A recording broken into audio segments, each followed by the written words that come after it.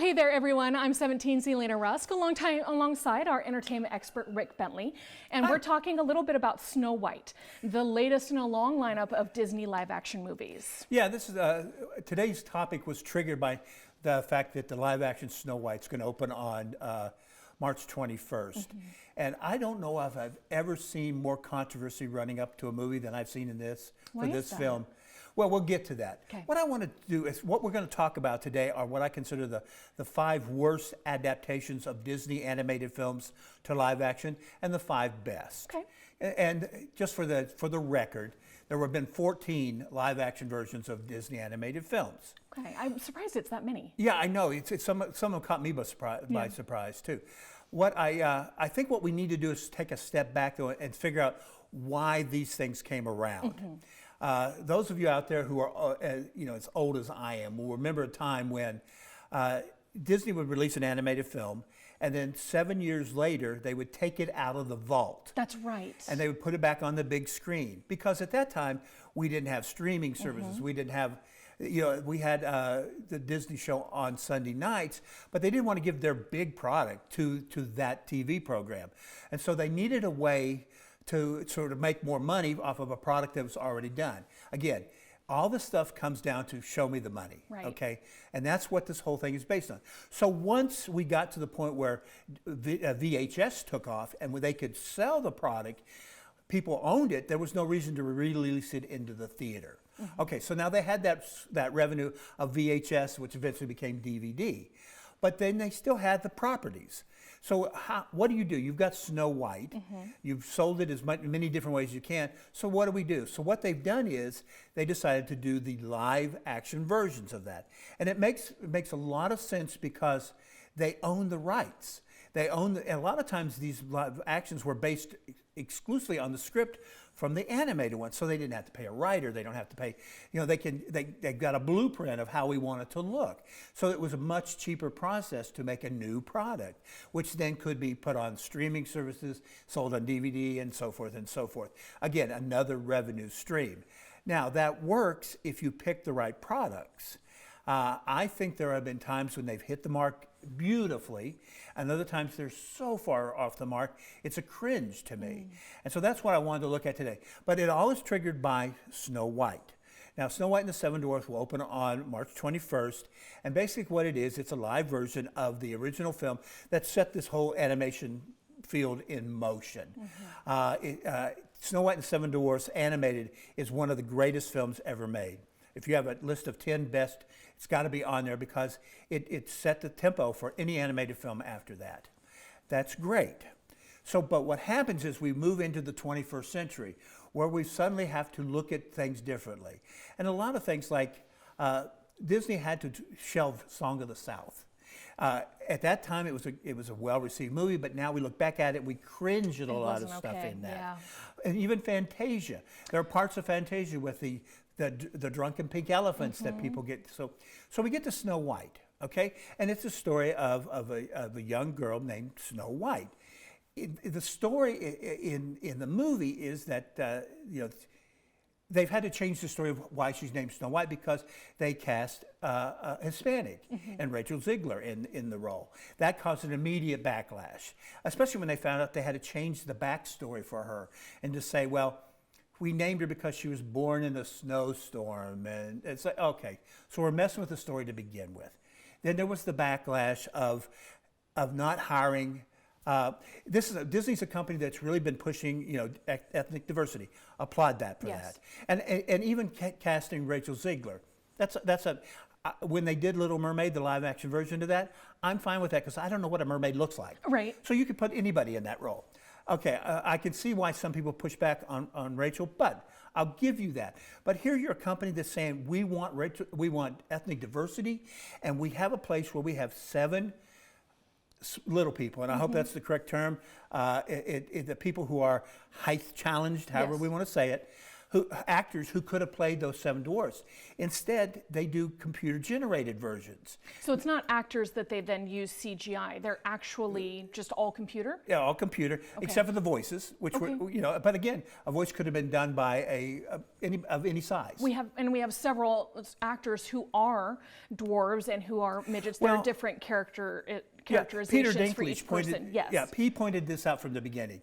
You're a company that says you believe in diversity, and then you have a place automatically. You should have called me. You don't even have to think about it. We've got a place you can give people who, in that group, jobs. Yes. Dinklage has been able to move past being typecast in certain roles. A lot of actors that size can't. So take away that from them. Then we have the problem between Rachel Zegler and Gal Gadot, who play Snow White and the Wicked Queen, who don't like each other. They have different political views. So in real life? In real life. Okay. So that's all coming out. And then we have stuff where Rachel posted about she thought the Snow White story was out of date because it was about a prince who was stalking her. We want this princess to be, the hero of the bit. So now we have to change the story.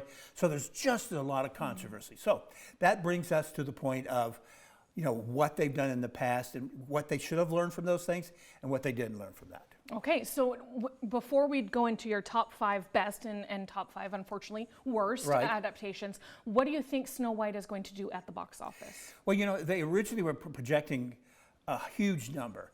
And each day I see the number go down and down and down. And I think it's just that controversy that a lot of people are buying into. I'm not going to make a decision about it till I see it. Yeah. And I think that's the way people should be. But I understand some people saying, look, if there's so much turmoil behind it, there's so much negativity to it, why? And again, in a day and age when we live in streaming services where we know Wicked is now on Disney Plus. So we know Snow White and the Seven Dwarfs is going to be there eventually. Can you wait? And so there's the numbers keep going down. I don't think it's going to be as bad as they're now predicting, but I do think it's going to fall way short of the expectations and be a big money loss. That's too bad. So there's Rick's official prediction, but let's start with, we always like kind of talking about the negative, just because people are curious to see if you as an expert agree with their picks. You're saying number 10 of the top, so I did 10 to 1. The worst 5. The worst 5, you went with number 10 is Pinocchio. Right, or number 5, however we're not good at numbers, are we? Yeah, but we've talked about this when we did our segment about the best and worst of Tom Hanks movies. And I'm going to reiterate what I said there. It's a soulless movie. And I love the original Pinocchio. There are moments in that are very dark. Yes. If you go back and watch the original movie, you realize how dark that film is. And if you go back and read the book, it's even darker. But there's a difference between being dark and just not having any energy, any soul. I want when Pinocchio finds his dream of becoming a real boy to touch me, and I was not emotionally moved by this at all. I just felt like this was a money grab. Yeah. We had a chance, we could get Tom Hanks, who we thought, he can do no wrong. He's going to bring a lot of people in, and he didn't. Yeah. And so I find the film it just misses the mark. That's too bad. So then number 4 of the worst was Mufasa Lion King. That was the second live action adaptation. I'm kind of cheating a little bit because technically Mufasa the Lion King is not a remake of the original Lion King, but it is a sequel to the okay, you know what I'm talking about. Here's the problem I have with this. I hate prequels. I hate them with a passion because no matter what happens in the prequel, you could have Mufasa hanging over a pit of alligators with 47 gunmen shooting at him, a plane crashing into him, and a volcano erupting. He's going to survive. You know how it's going to end. We know he's going to survive. He's got to get there. And so the problem I have with this is all the tension is gone from that. And then the other part of this story is it's about how Mufasa and Scar, they start out as almost brothers. They aren't. They're adopted kind of. Mufasa gets adopted into his pride, into the Scar's pride. But they act like brothers until a moment comes when they fall apart. And the reason they become enemies is so stupid and so trite and so trivial. It just killed the movie for me. So that's why I dislike the Mufasa. And so then for the next one, you chose The Lion King, the original remake of the original of the Yeah, original. and basically what it is, it set the Mufasa in motion. Without Lion King, there wouldn't have been a Mufasa. The problem I have with Lion King is the original film is wonderful. The music is wonderful. The animation is beautiful in it. And now we look at this, and bringing the animals to life was done well. The problem I have is once you bring animals to life, there are some scenes of violence in The Lion King. I think it's easier for even all audiences to accept when two lions are fighting each other or hyenas are attacking. If it's animated, that's okay. We can deal with that better. But when we see it, what looks like real animals fighting each other, I think it works against what they were trying to do. And so that's the big problem I have with taking the animated version of The Lion King and make it into a live version of The Lion King. And those are the exact reasons I haven't let my daughters watch them yet, is I only let my young girls watch something that I have seen before. And I remember The Lion King, especially the stampede scene, scaring me so badly when I was a child. I don't want them to see that scene animated. I don't want them to see it live. And imagine seeing that with these animals being rolled through the dirt. Right. And again, we know what happens if they follow the plot of the animated film. But they have shown over the years, and we're seeing it with Snow White, they don't mind drifting away from the original story. So we don't know what's going to happen there. But again, I thought it became too intense. It lost the beauty and the charm of the original. Again, on almost every one of these cases, except for my favorite of them all, I would say go to the animated one first. The animation ones are so great. They're a classic for a reason. Yeah. Well, and we know that a lot of the Disney fairy tales came from the original Grimm Brothers fairy tales and others. So it was their own adaptations. Now they have a secondary generation of adaptations. Is this almost for like my generation? We grew up with Beauty and the Beast and Lion King coming to theaters, and now as adults we want more? Or is Disney just trying to make a buck, like you said? I think it's a buck. I think it's one of those things. It's like water. You know, water will take the path of least resistance. We have the product. We don't have to think it out. It's easy for us, and we can make money off of it. Our profit will automatically be greater because we don't have to pay for so much at the beginning. And you already have that automatic built in of when you hear that there's a live action version of Lion King. Oh, I've seen The Lion King. I know what this is going to be about. So they don't have to sell it. Yeah. So they already have that sort of pre-baked in audience of people like us who saw the animated one and thought, oh, I love this.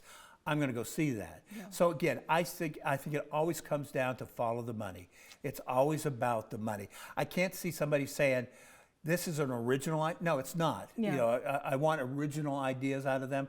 And we see that more through the Pixar branch of Disney, you know, with Inside Out and those kind of movies, than we do with the Disney brand itself.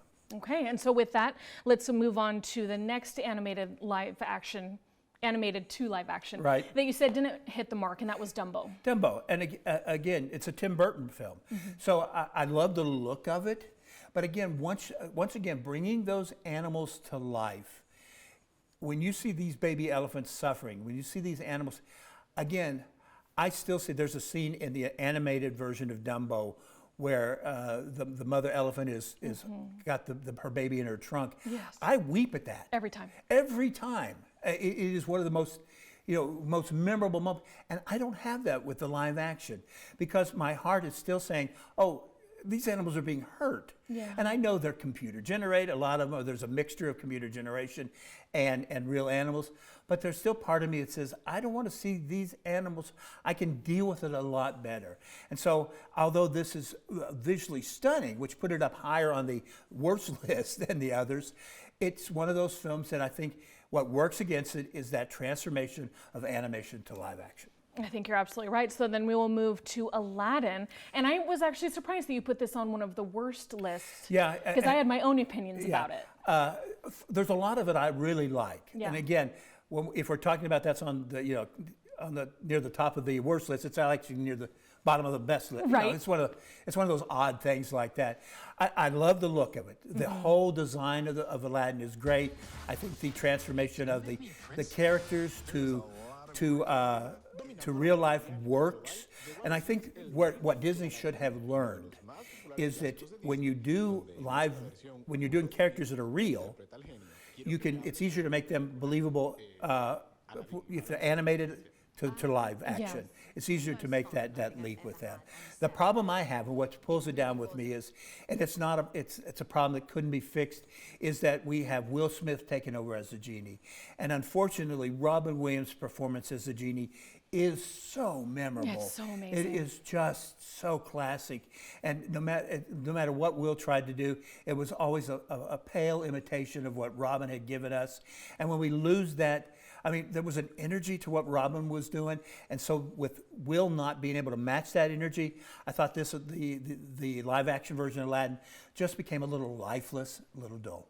And I think he couldn't have won because, again, you can't match Robin Williams. And when you're taking on a role as a second-time character playing it, you don't want to be a carbon copy. The original obviously had his incredible performance.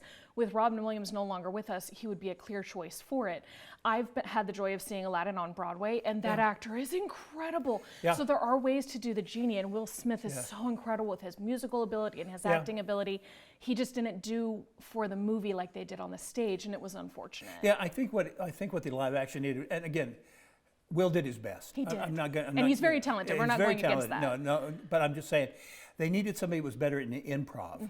And that's what Robin brought to it. You talk to the people who were there in the recording studios with Robin, he would do the line and then he'd do 27 other lines. Yes. And each one was funnier than the last one. And when you have that much to pick from, well, when you're shooting a live version, you don't have that many options, especially with an actor who's pretty good at delivering a line. I don't know how good Will is at improvising a line. He can improvise a slap, but he can't improvise a line. And back to that famous awards night. night. I'm going to mention those Oscars to my dying day. So we now have to move into the joyous ones because I completely agree with your number one pick, but let's go to your now 5 best. And for number 5, you have Lady and the Tramp. Lady and the Tramp. I think this is a film that's gotten overlooked. And, you know, I looked up the timing on this. This film came out, I thought this film came out during COVID. I thought so too. It's the first Disney film to be released on streaming. It was actually released a couple of months before the pandemic hit, but because when the pandemic hit, it went straight to streaming. So it really doesn't get the appreciation that it's got. You know, it's a beautifully done job. The animals are very cute in this. They've actually built up some of the secondary stories that I thought worked. I do believe this is a film that's just been overlooked because it did not get the play that other big pictures get because it left the theaters so quickly because the pandemic ran it off. And we shouldn't fault it for that. It had nothing to do with that. And so if you get a chance, track down this live version of Lady and the Tramp. It's really worth a look at. Okay. Yeah. I think that's a great review for that because I remember seeing it coming out during COVID, and not coming out, but seeing that people were watching it during COVID and thought I should add that to the list. So now I will officially go back to it. Yeah, and again, anytime I can promote something that's family friendly, I am behind that 100%. It's so great. And so with that, let's move on to number 4, The Jungle Book. This, I heard, for the young actor was incredible because most of it was green screen for him. And he was so young and really provided a stellar performance. He did, and I think he sells it. Yeah. And again, it's another example of you can computer generate the animals all you want. The Jungle Book doesn't have, I mean, it has some very terrifying moments. We can see the scene with the snake there and that sort of thing. But this sort of combination of this young boy who made me, when I looked into his face, I believed he was seeing these animals. Yes. I believe that. And I think this film's tone is right. I think it captures the original Jungle Book very well. I just feel like this is one of those examples of, if you're gonna do a film, look at this one. Get the right actors. And again, that goes back to our Will Smith thing, maybe wasn't quite right. And then do the computer generated animation right, and stick to the original story as much as you can. And yes, they did such a tribute to the jungle. I feel like the jungle was a main character in that movie. It does. I remember seeing it in the theater thinking, it feels a little warm. It feels a little, you almost get that sort of, I'm in a jungle. And so, and the voice casting in it is great too for the animals. So, so much of that works. I agree. Okay, so with that, we are going to number 2, 101 Dalmatians. And was this the Cruella version you were talking about? Well, I'm talking about the 101 with Glenn Close. Okay. As Cruella de Vil. Again, casting is always so important. And, you know, Glenn Close was amazing in this. She's amazing in everything she does, but she was almost born to play Cruella. And this is one of those films that could really blow up in your face because you're talking about cruelty to animals. Yes. She's wanting to capture these animals and skin them. Yes. And yet, even though it's real animals and they're done so well, that I fell in love with each one of these puppies.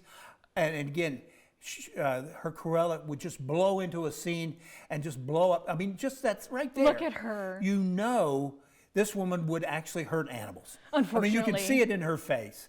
And so this is, again, casting is so important. And again, find the right human actors, mix that with the right combination of CGI and real animals, and you get a winner every time. And even the nanny, the nurse, was so perfect. Look, Hugh Laurie is one of her henchmen. The casting is one of everything. This thing just works on every level. I really feel like, and there have been other versions of it done, and they're okay. This is I think this is the grandfather of them all. You see this one. I like that. So then I assume you saw Cruella. Was that 2-3 years ago? I haven't seen it and we didn't get video for it, but I wanted to get your take on it because it was another live action of a live action we've already done. Yeah, and unfortunately it's more about Cruella, and it becomes more about fashion design and more about her story. And really, to me, the story of Cruella is her relationship with the animals, and we sort of got away from that. So it's not bad. I mean, as I said, there were 14 total live action versions. It just didn't make either list for me. Exactly. And I actually messed up your numbers a little bit. I accidentally skipped over Beauty and the Beast. That's right. Yes. Yeah. Beauty and the Beast is just one of those wonderful, we know what we've got as far as animation's concerned. Let's not blow it. Yes. And again, Beauty and the Beast is one of those animated films that deserves to be put in the Hall of Fame because it saved Disney. Yes. It was nominated for a Best Picture. It's just beautifully shot. I maybe could quibble a little bit with the casting, but all the supporting players are just wonderful in this, and the music is So reproduced. chilling. Yes. That soundtrack is beautiful. I just feel like this is one of those. It's one of the great love stories of all time, and that's such a metaphor for a Beauty and a Beast, because how many people out there feel like either they're the Beauty or the Beast, and so it really works on that level. So I just feel like that's one of those films that did great justice to the original. And the dress was beautiful. So many things that they took slight changes, but it made it great. And so I agree with you on that take. Yeah. And then finally, your number one, your favorite live action from Disney. What is it? It's Cinderella. Yes. I remember I did interviews for this, and I talked to Lily James, who I fell in love with. She is Cinderella to me. There's something about her face. But what won it over for me, and this is going to sound very strange, I did an interview with a costume designer. That dress she's wearing there, just on the big screen, dazzled me. Yes. I've never had costuming dazzle me as much. And the costume designer told me this is hundreds of layers of very, very thin fabric layered so that there's light going through it and so that you get this illusion of different colors. It's almost like it's alive. It's beautiful. But the performances are there. They stuck to the original story. I mean, it's that sort of, we love the underdog, and Lily James is just a gem in this. And again, it's one of those things where the wrong casting would have failed.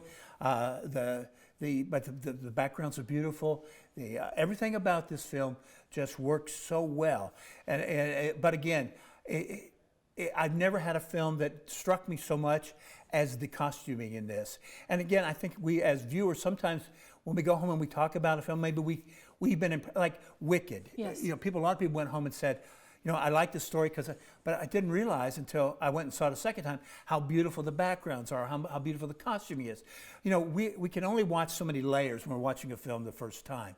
And so I try to treat every review like that, like I'm only going to see it once. Yes. Because most people will only see a movie once. I go back and see a lot of films like that. I've seen Wicked 3 times now, and I'm picking up more and more things that makes me like it a little bit more. And so that's the thing about this. A film, if you're going to make a film based on an animated thing, give it some reason that it's better than the original, than the animation. And in this case, it was the casting that's so beautiful, and it's the costume design. Cinderella is magical. I didn't want midnight to come. I agree. Oh, that's a very sweet way to wrap it up. Thank you. And you mentioned the costuming. It wasn't just her ball gown. It was the way they had Kate Blanchett dressed as the evil stepmother, the way they went so gaudy with Anastasia and Drizella. I just completely agree with you. And Kate's so good at playing evil, but not malicious. You know what I mean? You could almost empathize with her. She was not in the right, but you could see how her grief had transformed her. Yeah, and that's important in a story. You don't you want to dislike the villain, but you don't want to hate the villain. There has to be some sort of sympathy. And people who play villains say that's the fine line you have to find. There has to be something that people, the audience, can say, well, there's a reason. Yeah. And that's there.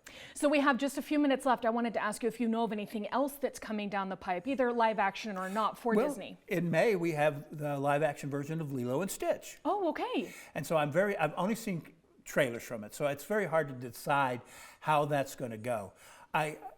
What I've seen of it so far looks like it's going to work because you've got human characters, and that's fine. Although there's some debate about the young girl playing Lilo. She was raised in Hawaii, but there's all this backlash about, well, is she Hawaiian enough? Blah, blah. You know, come on. You know, it's not like they cast somebody from, Ireland. Canada, or right? whatever, Somewhere so random. I've got an Irish accent. And then you have the Stitch character, which is obviously such an animated character anyway. He's a little alien. So you can make him as weird looking as you want. Bring those together. It looks like it has the potential to be good. But again, I've only seen trailers on it, but it is one that's going to come down the pike. And I guarantee you, there's more to come from Disney, as long as they've got projects that haven't been done. Probably the only one we probably will never see is Fox and the Hound. Okay. Because that one's so tough to do. I mean, it's like Bambi. Yeah. There's certain Disney animated films, it's like, oh, I don't want to see that again. It hurts so much. I can't go through it again. Bambi's an incredible movie that I never want to see again. Right. Because it broke my heart. It broke my heart. I had also heard that there were talks about doing a Moana and that The Rock was on board, but maybe not the original actress. That's right. And again, probably because she's aged out. Okay. She was great as the voice of Moana. She was incredible. Sweetheart, I've interviewed her several times. She's great. I love the idea. But, you can have other people than The Rock, Jason Moana. Oh, he would be great. You've got plenty of people that you can use in that part. Yeah. So, yes, they're working on that. There's some debate now about how they're going to deal with it, but that's down the pike. That's down the pike. If there was one that you wish could be made, what would it be? Sword in the Stone. Sword in the Stone. Sword in the Stone was one of those animated films I remember seeing when I was a young kid. And yes, I was a young kid at one time. And I just love the whole concept of Merlin. I love the idea that you could be, the kid could become the king. Yes. And I just thought. And it wasn't ever about strength. It was about being the right mindset Exactly. and being a good human. There were so many good stories in that. And again, I love those. You could do so much with knights and all that sort of thing. I'd love to see that. I don't think they ever do Black Cauldron because they sort of dance away from that. Right. Because that was, that was their efforts to try to age up a little bit with their. But if you go back and look, that's not a bad movie. It's just they've given up on it. So. Yeah. We'll see. Yeah, that's the great thing. They've got plenty of product. They'll keep going to it. They do. And my choice personally would be Sleeping Beauty. That was my favorite growing up. But then I saw a statistic that said that Aurora is actually only in about 14 minutes of the whole movie. And that's why when they did the live action, they went with Maleficent. Yeah. That it's really her story. It's her story. I would like to see an hour and a half of Sleeping Beauty personally. Yeah. I don't know in this age and time of political correctness whether you save her with a kiss, right? But it was as a young girl, it was fighting the dragon for his love because he had known her. Snow White, he just stumbles across a woman in the forest. In this political era, I have to have a guy go save me. Come on, I mean they've got to deal with a lot of stuff like that. And I think at some point, if they say we're just going to do our film, live with it, it's okay as long as it's not something like Song of the South, which really it did not. You cannot do any of that film. I agree. Well, Rick, thank you so much. We have Rick in every Friday on 17 News at noon for his review. You do so much content throughout the day, so stay tuned here to kgat.com to see much more from past movies and future coming out. I love to talk. We love it. Thank you so much. Have a great day.